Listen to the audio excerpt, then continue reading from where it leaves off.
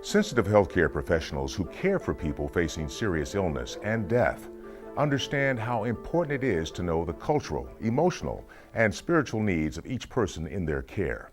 They practice what is called palliative care.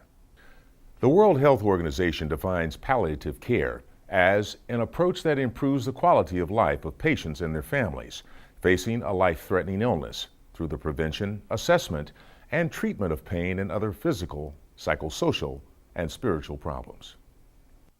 At the University of Virginia's Institute on Aging, Dr. Carlos Gomez set up the Palliative Care Service, one of the first of its kind in the country.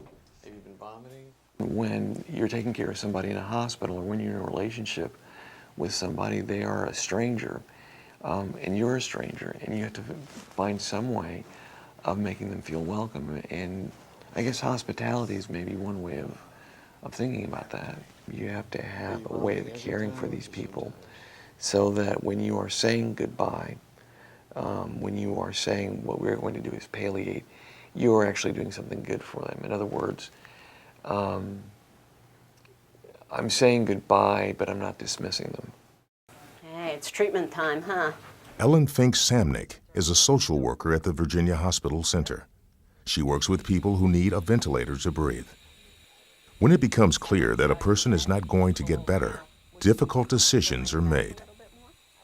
The first thing social workers learn in their training is patient right to self-determination. You can't help someone move forward or help them feel comfortable with a situation until you, the clinician, understands where they're at in their thought process and belief process. And that certainly applies when you're working with patients and families.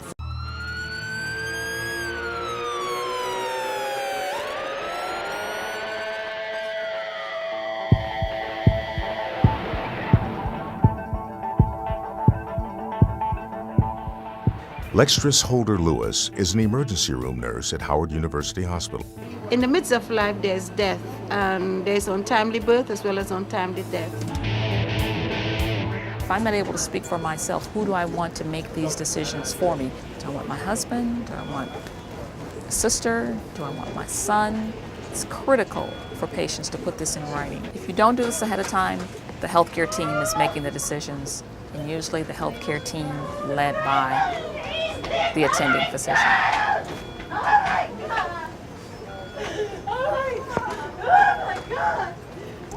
And I would say this is background for a family that's just received bad news about a loved one.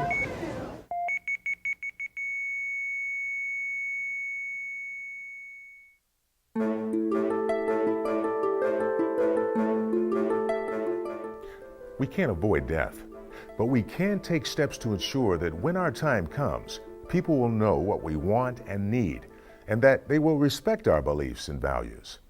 Whether we want to die at home, in a hospital, or with hospice, surrounded by a family, with a healer, or alone, you decide for yourself. Share that information with others. By understanding different points of view, we'll all be able to identify what we can do together to better meet each person's unique needs and concerns. Dying is unfortunately tied to the human experience, and we will all have to go through that journey. You're not by yourself. You don't have to do it all by yourself. Share with your physician ahead of time what your cultural, religious needs are. These things are very important, and we must think about them and prepare for them properly and discuss death within the family. Death is part of life. You may not like it. It may be ugly, but you can't run away from it. You shouldn't deny it. And the sooner you begin to accept it and try and understand it, I think the easier it is for everybody.